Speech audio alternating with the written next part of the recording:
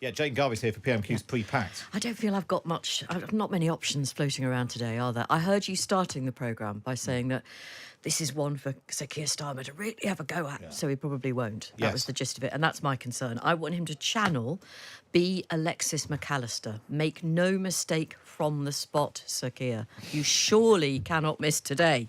So, will he give the money back?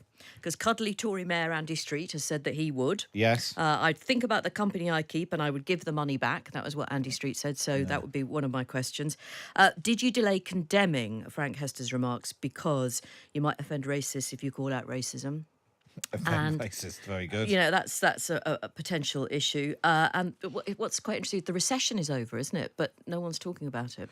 I guarantee Rishi Sunak will say, Do you think he might mention whatever Keir Starmer's first question is, he's going to mention he will say, I note he hasn't congratulated us on coming out of recession. And, Mr. Sunak, are you really thinking of firing up the Johnson in the garage and sending him off campaigning? Is that wise? Do you really think it'll work? Well, there's lots of comedic potential there. Well, possibly. I mean, not least because you could speculate about wheeling out Liz Truss. Is he going to get the whole gang back together? Okay, yeah. He's got David Cameron, Theresa May. Yeah, and do you really... The garage doors will probably remain closed on that one. What's on the Truss garage? On the Truss garage. Yeah, she's Robin reliant, I think, possibly, and won't be allowed to spin out. Is it really possible that David Cameron will stay as Foreign Secretary? It's a good bit of fun, isn't it? It's a lot of fun, yeah. It's amazing his rehabilitation, David Cameron, because he was this sort of joke figure in the shed and the Greens Hill and the lobbying and all of that. And now he's a sort of great elder statesman who... I think it's because he's got greyer and with that comes a certain authority, Matt. Yeah. I've yet to discover To be fair, what that might be like. It was a shepherd's hut, not a shed, wasn't it? Oh, that is true. Yes, and he definitely wanted to have Johnson in there. Very good. Well, I shall speak to you later, Jane. Yeah, like I say, not many options today. Surely he's not going to get it wrong. Jane Garvey and Fee Glover, we're here from 3 o'clock, and I'll deliver the verdict and award and points in PMQs Unpacked later on, just after 3 o'clock. But now, though, stand by. We're live on the Times Radio YouTube channel. Tim Shipman and Hugo Rifkind pause the action live from the House of Commons. PMQs Unpacked is next on Times Radio. On DAB Digital Radio, on the Times Radio app, and on your smart speaker. Times Radio, the election station. It's 12 o'clock. I'm Matt Chorley, and this is Times Radio. In a moment, PMQs Unpacked, but first a look at the headlines this lunchtime. The Conservative Minister, Kevin Hollinrake, has told Times Radio the party does not plan to return the £10 million donated by a major Tory backer who's accused of making racist comments. Frank Hester is alleged to have said that Diane Abbott, the longest-serving black MP, made him want to hate all black women and that she should be shot. Mr Hollinrake suggested the Tories would accept further donations from him. The UK economy expanded by 0.2% in January, in line with city expectations, but the Chancellor's claim that progress is being made is under scrutiny. Economists are also divided over whether the UK can confidently say it is out of recession after 2 successive quarters last year in which the economy shrank. The First Minister of Wales, Mark Drakeford, has dismissed calls for a UK-wide response in the event of a future pandemic. But speaking at the UK COVID-19 inquiry in Cardiff, he said he would have welcomed a strengthened ability to coordinate between the 4 nations. And a law aimed at quashing the wrongful convictions of sub-postmasters in the Horizon IT scandal will be introduced by the government later. The proposed bill will also see affected sub-postmasters in England and Wales receive an interim payment with the option of immediately taking a fixed and final offer of £600,000. We'll have a full news roundup in an hour's time. But now, live on Times Radio and on the Times Radio YouTube channel, it's time for this. PMQs Unpacked on Times Radio. Unpacking the politics and cutting through the crossfire. Order. I call Matt Chorley and Tim Shipman.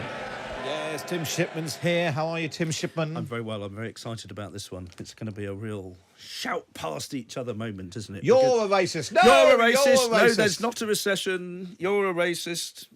We've got some laws on the post office, but you're a racist. What about the donation? But what about the recession, the donation, the racism? Well, here to join us for There we this. It's good to be upbeat and positive about this one. Hugo Rifkind, off of Times Radio. Good afternoon / morning. How are you? I'm all right. I'm good. Do you normally watch PMQs? Yeah, ish. I'm normally right in the middle of sort of writing my TV review at this point in the week, so I sort of flick onto it in the middle of whatever Apple murder I'm sort of deep inside. And then realise that whatever you were watching was much better than you thought it was. Oftentimes, yes. I'm interested to see how they're going to sort of mishmash up between the sort of the racism donation scandal and the recession. Maybe if they got a lot more racists, they could take £10 million from each of them and pay off the recession. That's a good idea. Yeah, could bring the two together. Yeah, don't see anyone floating that in the chamber, but you never know. Does it get counted in the economy again if the £10 million just keeps moving around? That's interesting. I don't know enough about how economics works. But it's also, 10 million quid's a lot of money. He's going to be getting paid if he does get it back. It's quite a return for being a racist. Exactly. Isn't it? Is somebody messaged in that? It's more of a punishment to not have your £10 million back. Yeah, I mean that doesn't sound like it should be a profound point, does it? But laundering cash, you normally whitewash the money, don't you? That's what we're doing here. Maybe they should give the money to someone else. Yeah, if they keep giving the money to somebody else and getting them to spend it, maybe giving it back to the Tory party. Yeah. It could just keep going round. Is there capital gains tax on racism as well? That's the other question. Otherwise, they'll all just be racist to get the money back, won't they? Yeah, that's a good point. Yeah, if you've given money to the Tories, then you come out and say something racist, you get your money back. Yeah. After you've got your seat in the Lords. Slam dunk. Yeah. Not that he's got a seat in the Lords. And obviously there's no suggestion that anyone has got a seat in the Lords as a result of giving money to any political party. Or for being racist. It's always good to hear the Labour Party going after donations, though. I mean, anyone who's been to the Trade Unions Congress knows there's quite a few antediluvian old chaps there who have some quite old-fashioned views, shall we say, as well. I did make this point earlier in the show, but the fact that what has happened with the Tory party and their 24-hour slow car crash response to their racist is almost exactly what happened with the Labour Party and their slow car crash response to a racist. Yeah, and as a sort Rochdale. of political observer, rather than a sort of moral outragee, the far more significant thing here is that absolute inept catastrophe that has been the Conservative response to what is a pretty straightforward, standard bit of political gaff making. What should they have done, though? I mean, because the moment you say it's obviously racist. The moment you say it's racist, the obvious question is give the money back. They don't want to give the money back. They want to call them a racist. They're not going to give the money back. But you say we're not giving it back because that would reward racism. Right. Yeah. But in fact, we've robbed this racist of 10 million quid. Yeah, I don't really see that playing though, because I mean, it means when come the election. No, but you can every time there's a poster that goes up, they'll be like, "Did the racists pay for that one?" But you can stop it being the top story on the BBC if you condemn it utterly and say this bloke is a racist, and perhaps even say, now that you've got 10 million of his pounds, that you won't take any more from him. And actually, but no political party would hand back 10 million quid. They just wouldn't. But also the political impact on your own troops of sending them out, which is exactly what Keir Starmer did with the guy in Rochdale. For 2 media rounds, the front benches went out and said, no, it's all fine.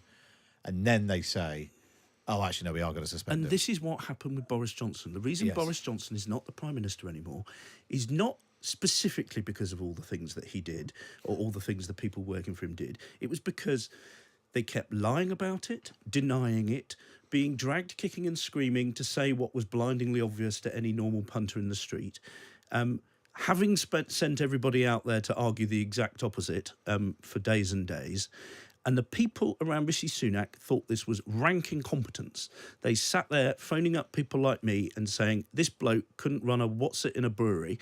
And now they're doing exactly the same again.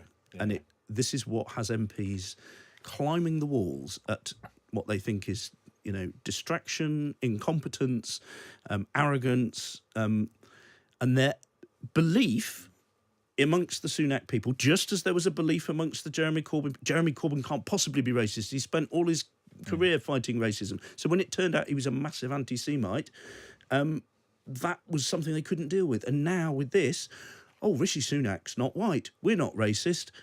Everything's okay.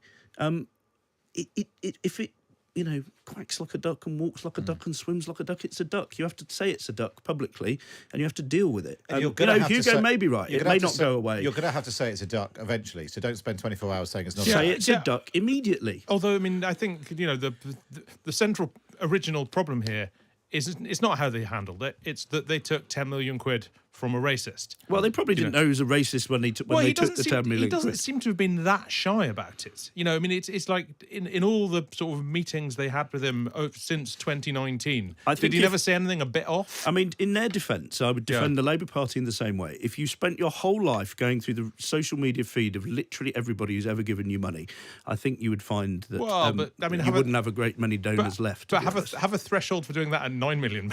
You know, you'd still be better off. Right, here we go then. Let's find out. Can Keir Starmer capitalise on all of the Prime Minister's woes? How long will it take before Rishi Sunak mentions that the economy's been growing? Let's go live to the House of Commons. Question number 1 from Keir Starmer.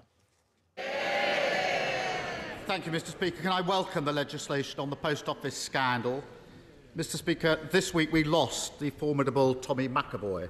He served his hometown of Rutherglen and the Labour government with loyalty and good humour, and we send our deepest sympathies to his wife, Eleanor, and their family. It's a former Labour MP. We also learned that the Right Honourable Member for Maidenhead will be taking her well-deserved retirement. That's Theresa May. She has served this House and her constituents with a real sense of duty, and her unwavering commitment to ending modern slavery is commended by all of us. We thank her for her service. Is the Prime Minister proud to be bankrolled by someone using racist and misogynist language when he says the member for Hackney North and Stoke Newington makes you want to hate all black women? Mr. Speaker, the alleged comments were wrong, they were racist, and he has now, as I said, the comments were wrong, they were racist. He has rightly apologised for them, and that remorse should be accepted, Mr. Speaker. There is no place for racism in Britain, and the government that I lead is living proof of that. Before we come to all of that, interestingly, he kicked off with a tribute to Theresa May. Yes. I mean, quite statesmanlike and nice. It was, and someone actually yelled out, "Oh, well done," or something like that at the end of it.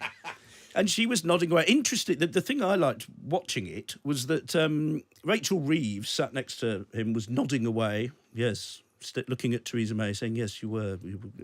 And Angela Rayner on the other side didn't move a muscle. There was no nodding in favour of Theresa May. No, but May and Starmer are quite similar politicians, aren't they? Or certainly their self-image of each of themselves is very similar.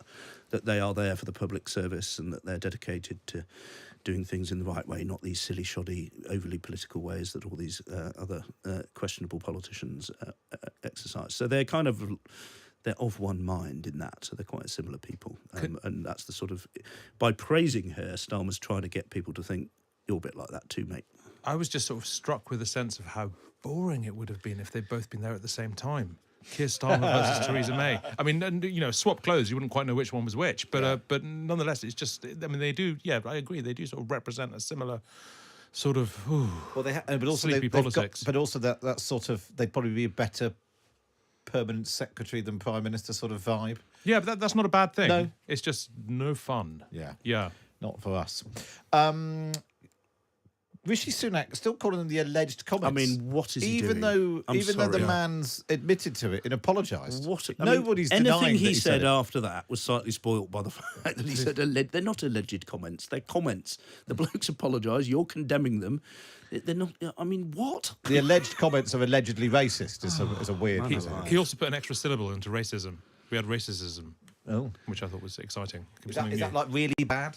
Really bad. I think that's when you don't like racists. He's accusing the Labour Party of being racist. I think that's what's happening. But he did play the "I'm living proof" card. Yeah. And the next card he plays will be that we've had, two women prime ministers. We've had, we haven't had we haven't had a white Home Secretary for quite some time now. The Tories have got a lot of sort of good cards to play in the we look and sound like the country, whereas you lot talk a good game but don't do anything about it.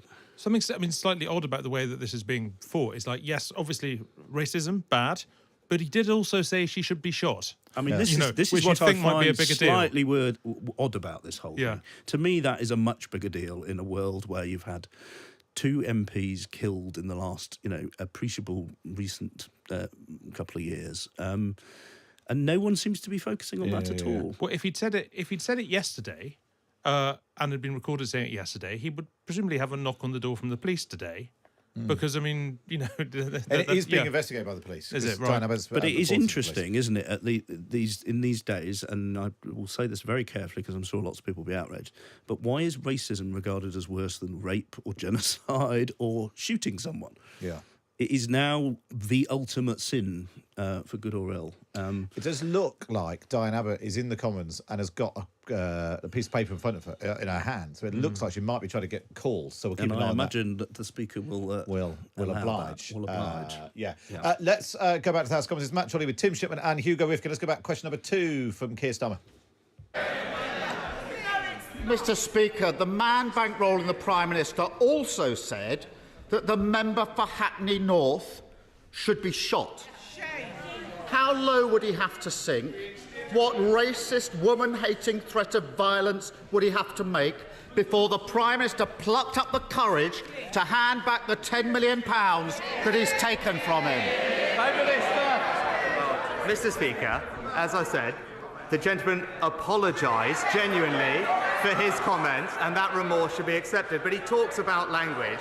He might want to reflect on the double standards of his deputy leader, calling her opponents scum, Mr. Speaker. That's Angela Rayner.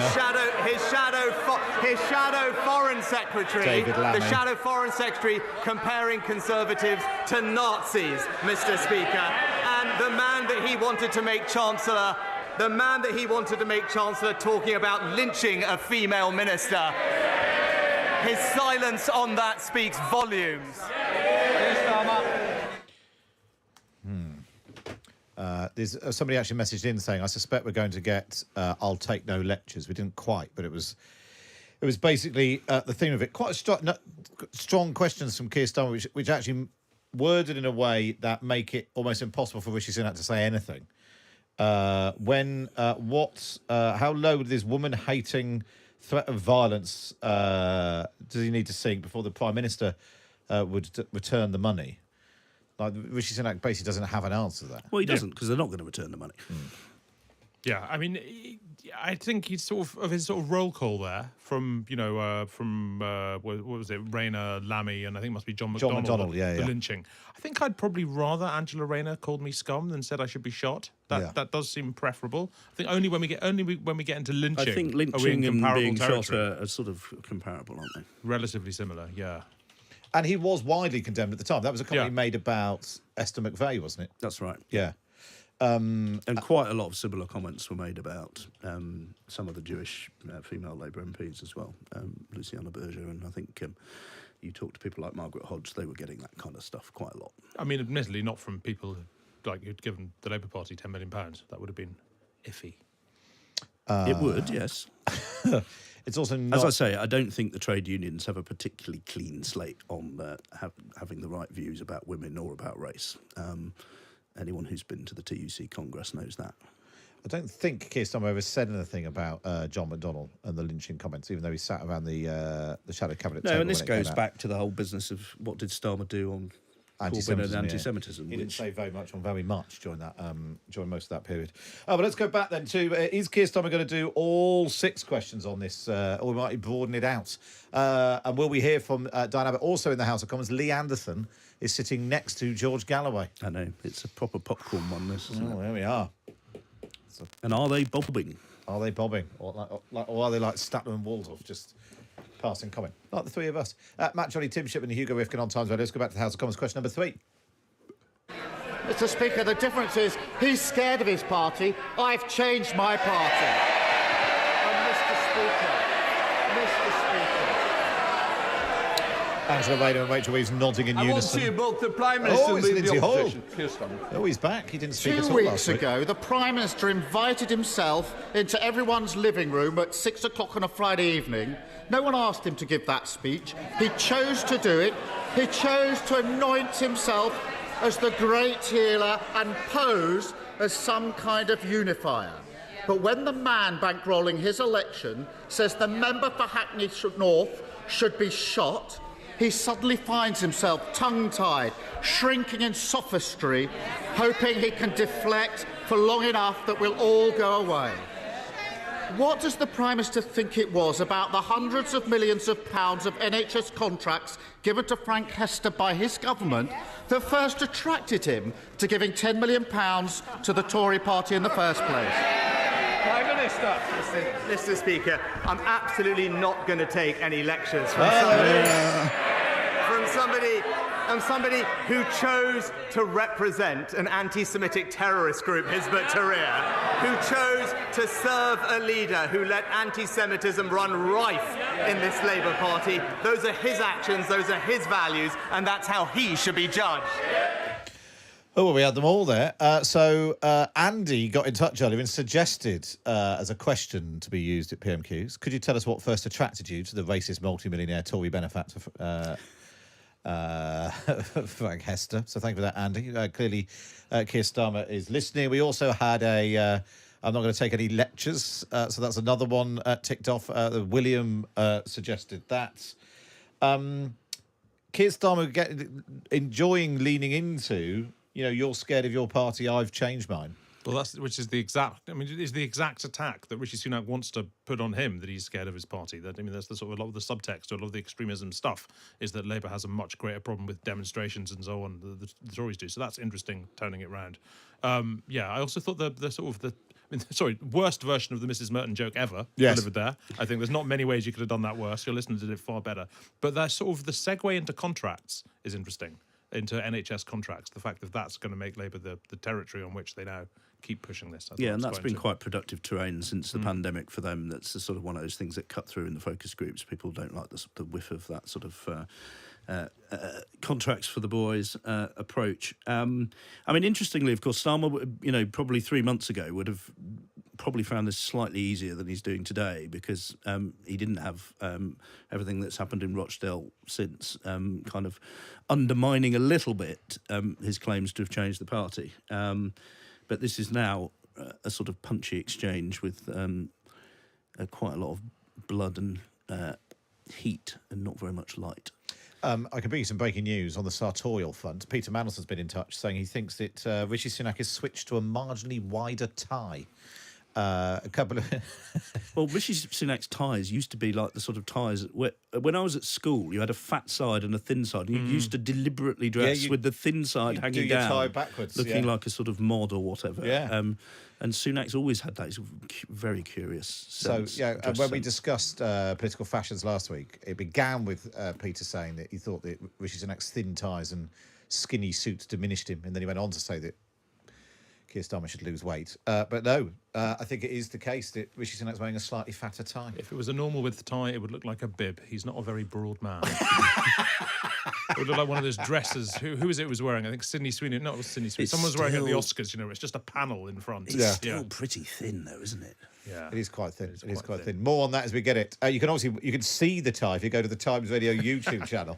If that's going to get people... Yeah, I can see all your... all posting your comments there. Slightly better. You look like you're going on MASH, don't you, with that top? We've already been through this. I'm just wearing a green shirt. Yeah. I don't know why it requires quite so much comment. You can see that on the YouTube channel as well. If you were Johnny Mercer, you might get away with it. Let's go back to the House of Commons. This is question number 4. Mr. Speaker, the problem is he's describing a Labour Party that no longer exists. I'm describing a man who is bankrolling their upcoming general election.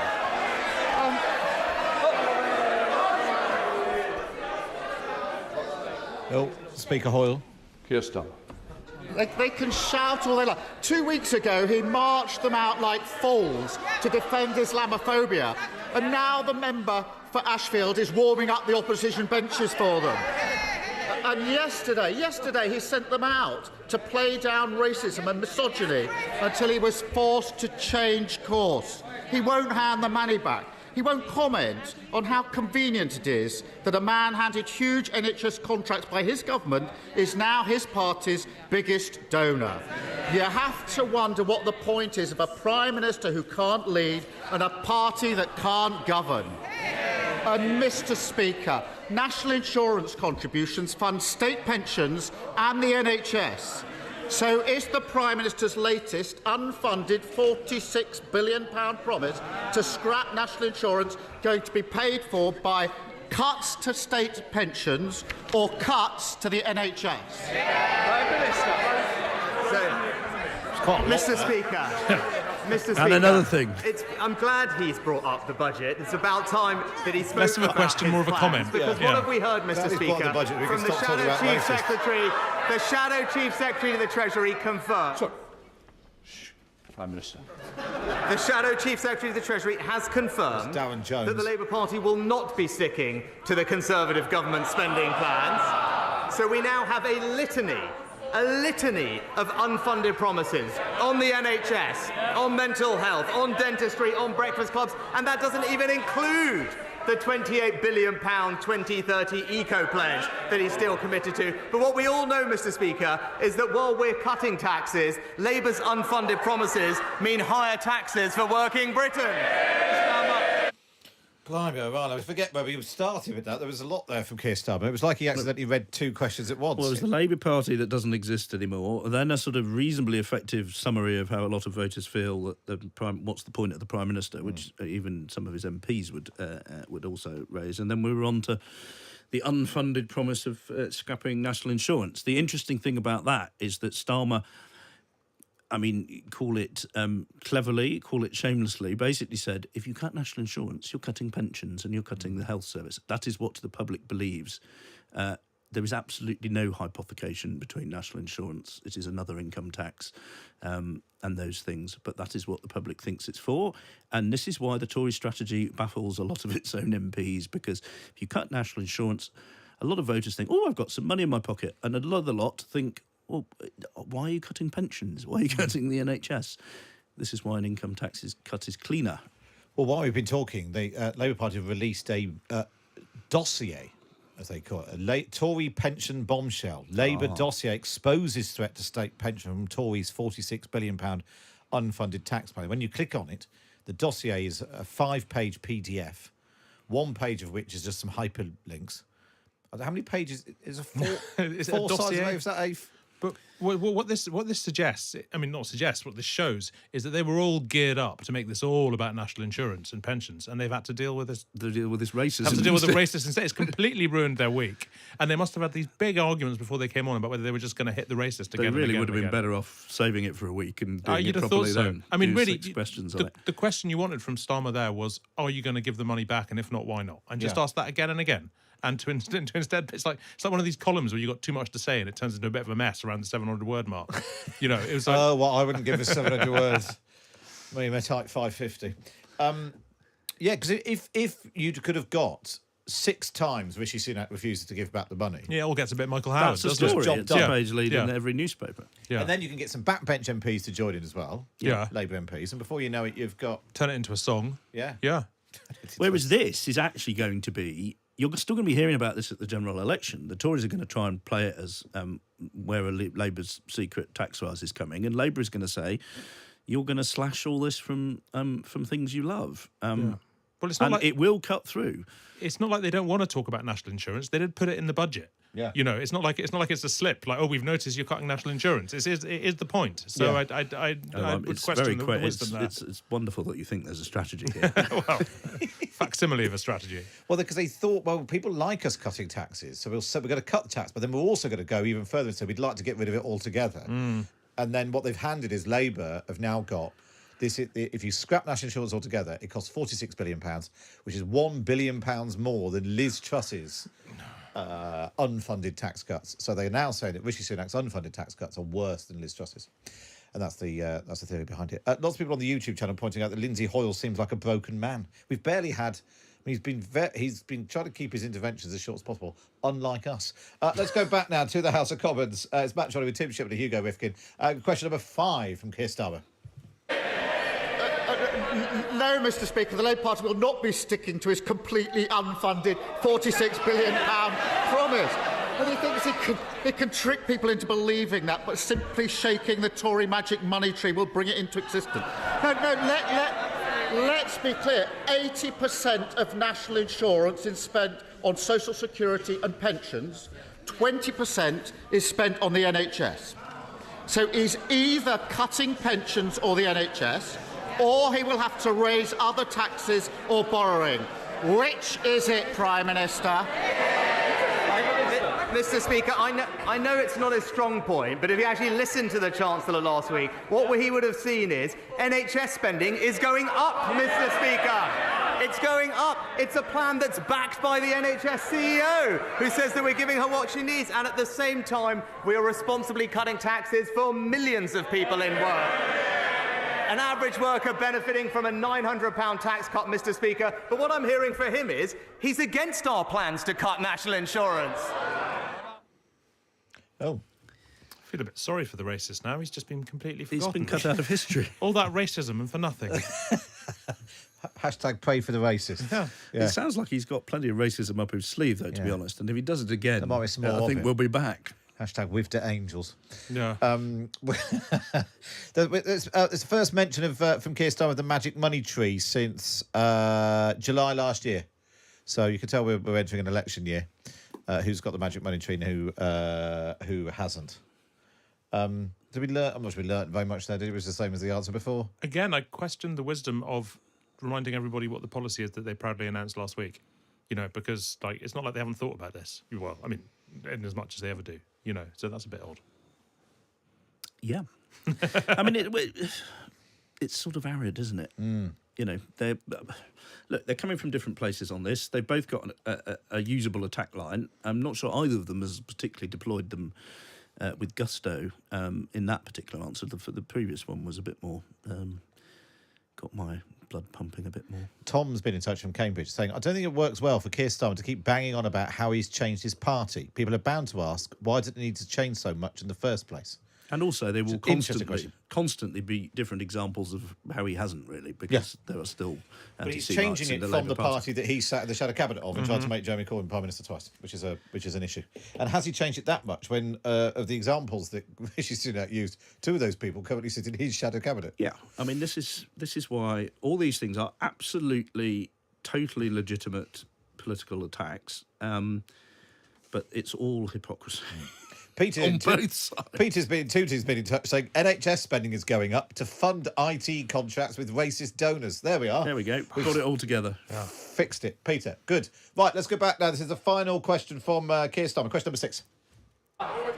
The highest tax burden since the Second World War. I did listen to the Chancellor, £46 billion of unfunded commitments. They tried that under the last administration and everybody else is paying the price.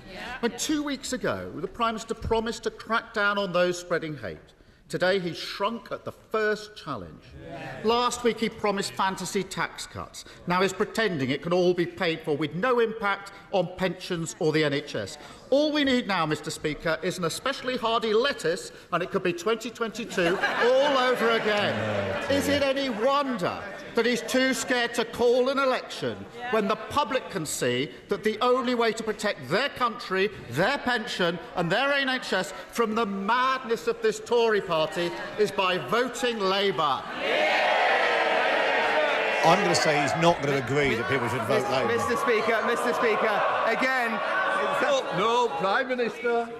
Lindsay Hall's up Mr. Speaker, he talks about pensions. Pensions are going up by around £900 in this year. It's this government that's protected the triple lock for the last 10 years. He talks about supporting working people. It's this government that's cutting taxes for every single person in work, Mr. Speaker. It's this government that's investing in the NHS, but all we have from him is a £28 billion unfunded promise. Mr. Speaker, I had a look at it. It's here. It's all here. Making Britain a clean energy superpower. He's still stuck to it, Mr. Speaker. And if you look through it carefully, there's billions in spending he's already committed to Scotland, billions for Wales. There's actually money for North London too, I notice. But the problem is, none of it is funded. So why doesn't he come clean and tell him under his plans, Britain people's taxes are going up, Mr. Speaker? I mean, your black hole's bigger than my black hole is the game we're now playing. So the Tories are saying there's a 28 billion black hole in Labour funds, and Labour are effectively saying there's a 46 billion black hole in Tory funds. And they're going to shout that at each other until the election, which I still think will be in the autumn. And our ears are going to bleed. Are you glad you came in, Hugo? You could have been watching something on Netflix. It's just like if...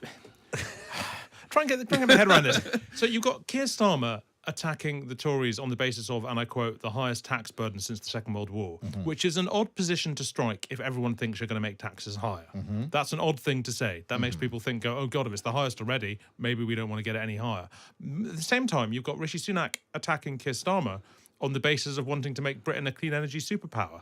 What a git. You know, I mean, it's like these are things that it's like the wrong side is saying these things. I also thought the way he just sort of like shifted back into extremism mid-sentence, Keir Starmer did. It was like those times when, you know, when you're presenting a show on the radio, Matt, as I do on Saturday mornings, and it's sort of something slightly gone wrong and a bit of scripts come in that you're not expecting. It was a bit like that, where he was suddenly talking about something different and his voice That doesn't happen on my show. No, This sure. Rolls Royce operation. Absolutely. You know what I mean? Yeah, It was like suddenly, it's like he's playing consequences. It's like, oh God, I'm talking about extremism now. I wasn't a sentence ago. I'd put that I'll leave in. Yeah. Notable that Rishi Sunak had the Labour Green Plan there on the dispatch box, but he didn't start waving it round because didn't he get told off for that? I think he did fairly recently. But not no props. For no props. But given that Hoyle is sort of feeling slightly sort of chastened, I mean, I would have been tempted to wave it anyway. All politicians should learn from John Craig of Sky News, who when he gets a document, he does what he calls brandishing. I'm brandishing it, and he'll just wave it around. And you need to do a bit of waving around now and again. That's it. Like that. Yeah. I mean, not exactly like that. You're brandishing a bit of times too. It's not the same. No, I'm not. It's the racing pages. Oh, I do apologise. Looking at Cheltenham. Okay. Following the GGs. Yeah. Right, very good. Are you going to stick around or do you want to leave? You're very welcome to stay. We'll do the best of the rest. No, you've got to stay, Tim. Good. Hugo's going to stay. Lara Spirit is poised like a coiled spring. She's going to bring us the best of the rest. Did we hear from George Galloway, Lee Anderson, Diane Abbott? We'll find out next on Times Radio. I'll be the level head in churning seas. I'll be the hand that pulls someone from the water. I'll be there on the lifeboat when it launches. I'll be there because I've left the RNLI a gift in my will. Will you be there too?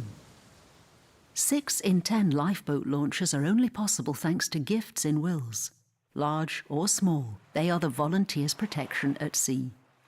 For your free Gifts in Wills guide, search RNLI Wills. The McCrispy Deluxe is back until the 16th of April. Get both your hands round your tasty favourite with smoky bacon, hot and spicy mayo and a caramelised onion relish. Chicken that hits different. Available to the 16th of April. Served after 11 a.m, subject to availability. Aisha Hazarika's Culture Hour. Get your cultural fix every Sunday at 6 p.m. Matt Chorley on Times Radio with Revolut. The future of money is here. Download the app for free now. 18 plus terms and conditions apply. Very good afternoon. It's Matt Chorley on Times Radio, still joined by Tim Shipman and Hugo Rifkind, and now Lara Spirit. Lara, how are you? I'm well. How are you? Very good. How's been the best of the rest? It was interesting, actually. Correct. That's the way to do it. Talk it up. Keep trailing ahead. That's very important. Chloe's been in touch. I think you did this, Tim. Haven't the Tories had 3 female prime ministers, not 2? Not being pedantic, says Chloe. I didn't say 2. Being quite pedantic. Just heard 2 mentioned by various commentators quite a lot recently. Did you not say 2? No, I said that they've had more than the Labour Party. Oh, okay, fine.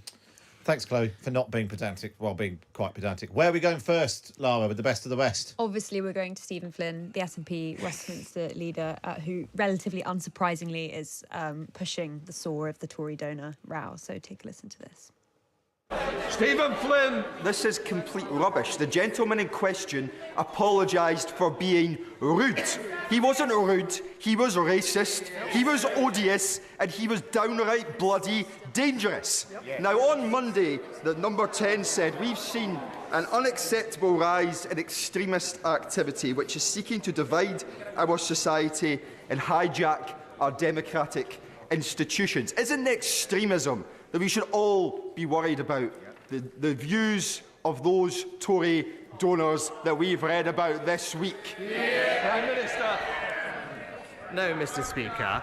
There has actually been a rise in extremist activity that is seeking to hijack our democratic institutions. It's important. It is important that we have the tools to tackle this threat. That's what the extremism strategy will do, and I would urge him to wait for the Community Secretary to release the details. Hugo, as a keen watcher of these things, Stephen Flynn really dialing up the Scottish. Yes. I mean, I don't want to sort of mock anybody's voice, but he needs to write questions that have fewer R's in them. I think that would be helpful to do a list of R's. But also, I mean, the SNP strategy at the moment of being they're basically doing the thing that a lot of people on the left of Labour want Labour to do. They're hitting hard on extremism from a certain perspective. They're very keen on a ceasefire in Gaza and on condemning Israel and Gaza. They're doing all that kind of sort of post-Corbyn-y stuff, really, which is interesting sort of strategically, because they obviously must think that there are votes in Scotland from people who they would lose to Labour otherwise. They may indeed be right.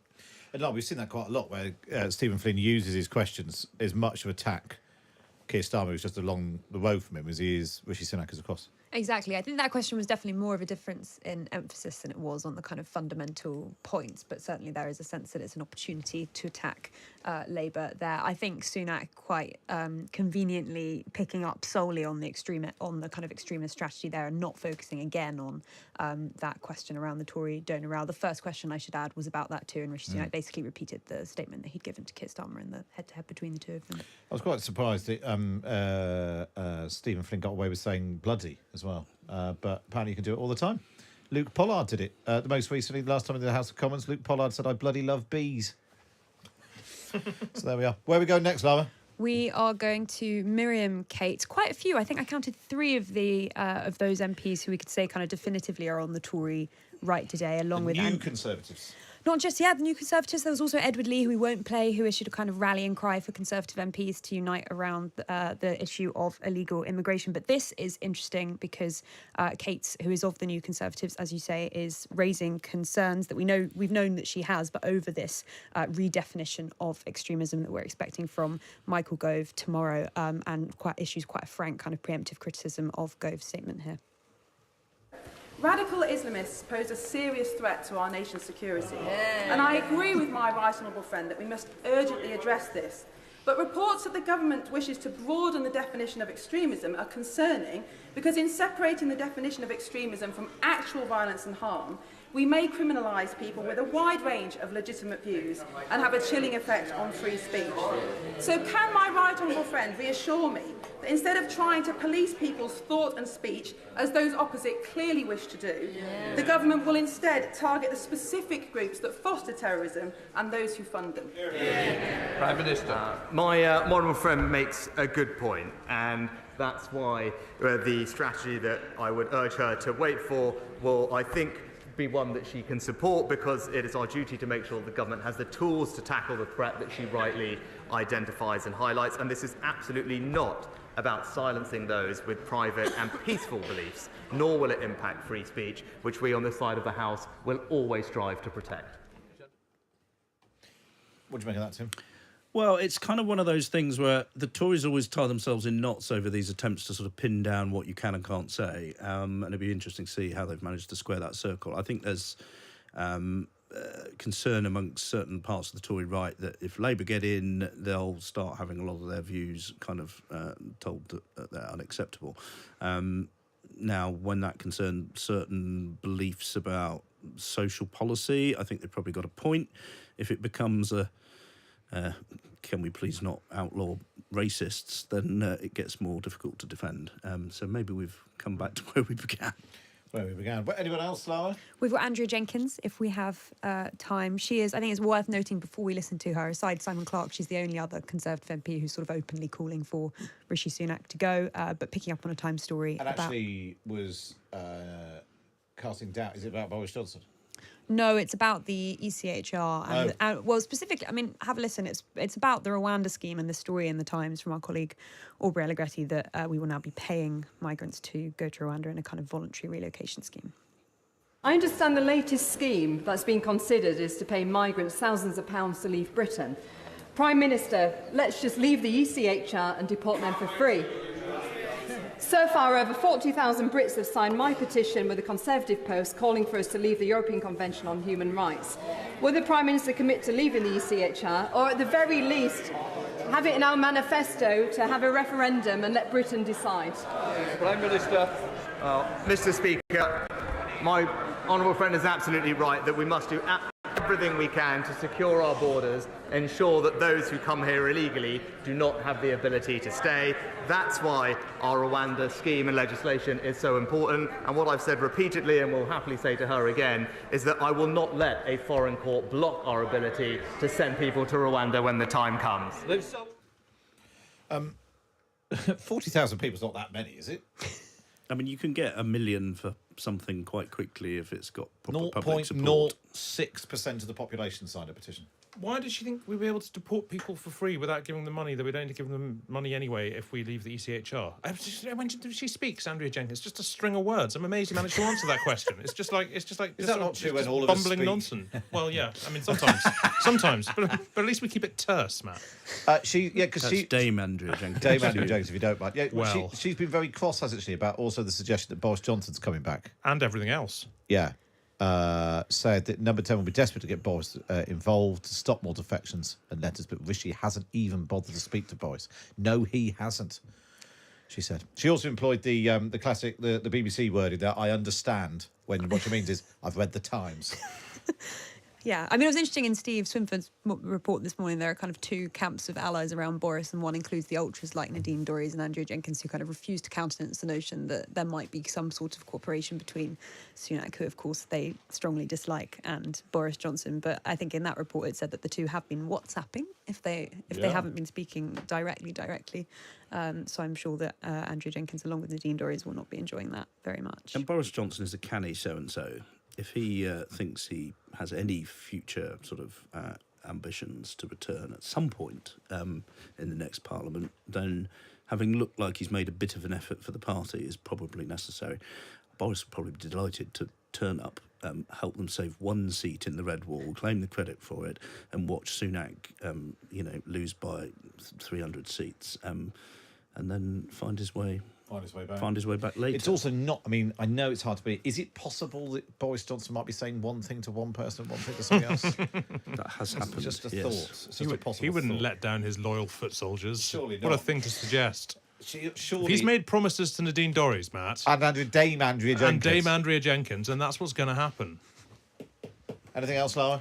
That's all from me today. He did more to deliver for Dame Andrea Jenkins than he did for the Nadine Dorries. For the not Baroness Dorries. Well, exactly. The Dean should have taken Nadine Dorries. She should have taken the damehood. She should have done. Yeah. Well, there we are. What a note to end on. Lara Spirit, lovely to see you. What time will you be in people's inboxes? 3 p.m. With the PMQs Unpacked email. Hugo, you're on 10 o'clock Saturday morning? I am indeed. As ever. Second best show. Thank you very much. And what are you back to review now? What are you reviewing? The big thing I'm working on at the moment is there was this fantastic documentary about the Hampstead paedophile hoax. Did you see that? No. It was on Monday. I think it's Channel 4. I'm going to have to check that. Really, really fascinating. So online hoax about a thing that didn't happen. Didn't happen. But it's really tells you mad people on the internet. It's basically about. Who'd have known it? Tim, how's the book? We're getting there. Book 3 went to the printers this morning. Very good. Book 4 is still gestating.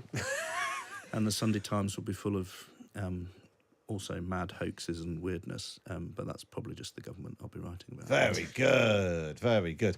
Thanks very much for all of that. That was PMQs Unpacked with Tim Shipman, Hugo Rifkind and Lara Spirit. Up next, we're going to find out what's happening on Penguin Love Island. It's Matt Chorley. It's much more exciting than PMQs. Turns out they're massive players, Penguins. I thought that they mated for life. I think they mate for a season, don't they? Boulders Beach, Cape Town. You go there the wrong time of year, reeks of penguin love. Pretty unpleasant. Have a nice lunch.